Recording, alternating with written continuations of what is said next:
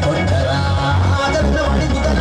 ఎదురు తిరగరా నిన్ను తగలగ భయపడేల తెగ చూపరా పడినా తిరిగి తిరగబడరా పలుపు ఎదురు పడితే కలిపి గెలవరా ఎవడి తప్పు పడినా ఎవడి మాట వినగా తరిమి తరిమి కొడితే తలుపు తిరగదా